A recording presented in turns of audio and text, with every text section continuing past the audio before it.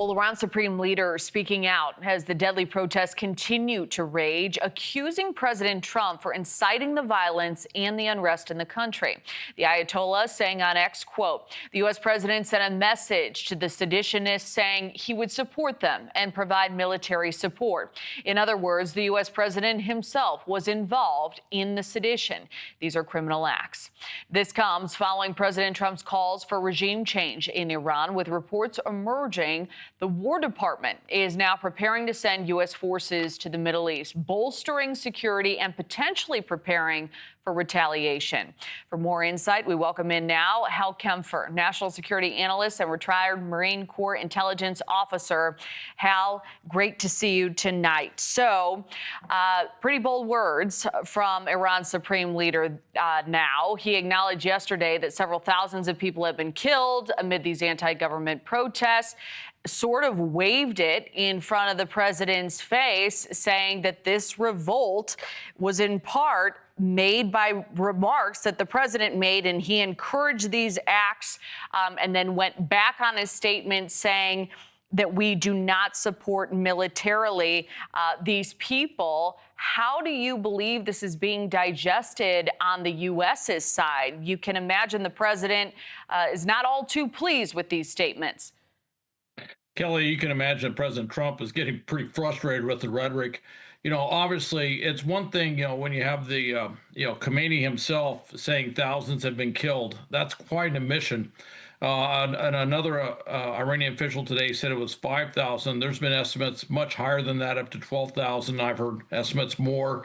And they say over 20,000 or more have been arrested in this latest round of protests. So, very draconian what's going on in the streets. And of course, what was coming up for it last week that had everybody leaning forward was they were about to do summary executions, mass executions. And I think that's where President Trump was really leaning in to say, well, let's go attack. The problem is we just don't have all the right forces in place, and the Israelis were concerned about what could the possible retaliation, and certainly the Saudis are very concerned about what this would do to the entire region if we were to initiate a military action. Right. Republican Senator Lindsey Graham has said that an attack on the regime is the only help that really matters in all of this. The president's obviously hesitant there. Do you think these calls, though, are growing louder in the wake of these statements? What do you believe is happening behind closed doors within the administration now? Well, one thing that's happening behind closed, well, I don't know if you want to say behind closed doors, it's out in the ocean, is we're moving a carrier task force across the Indian Ocean and a lot of other combatant ships to get them into position. One of the things that we've been doing, obviously, we saw with Venezuela. Well, we had a carrier task force and a number of other ships lined up in the Caribbean where they normally would not be. We had a amphibious ready group with the Marine Expeditionary Unit down there where they normally would not be permanently stationed. And this really kind of moves our entire global force mix out of normal kilter, which means we didn't have the types of ships and the forces in the region that we would have liked to have had. A lot of those ships, if they go up in the Persian Gulf, they can intercept potential missiles and drones that are launched from Iran towards Israel or towards U.S. military bases. They're just simply not there. So I think they had to weigh the potential retaliatory consequences of this. And when the Iranians essentially blinked on the executions, they did not hold the mass executions. That was a reason that for us to pause, and that's what President Trump did. Right. And is this just intimidation? Will it lead to action? There are a lot of questions. At the same time, Hal, there are other options on the table, like information warfare, as you know, economic, potentially cyber moves that could accelerate the collapse of the regime's banking system at the same time. What are the most likely moves you believe the president is weighing now? We know we have those additional sanctions as well. I think everything's on the table. I would point out we do have cyber tools we don't normally employ because we don't like to reveal what they are. Although, in fairness, the Iranians have done a pretty good job collapsing their own banking system without any of our help. But we have tools, we have capabilities, and I would not expect that whatever we do to be a carbon copy of what we saw in Venezuela or what we saw last June.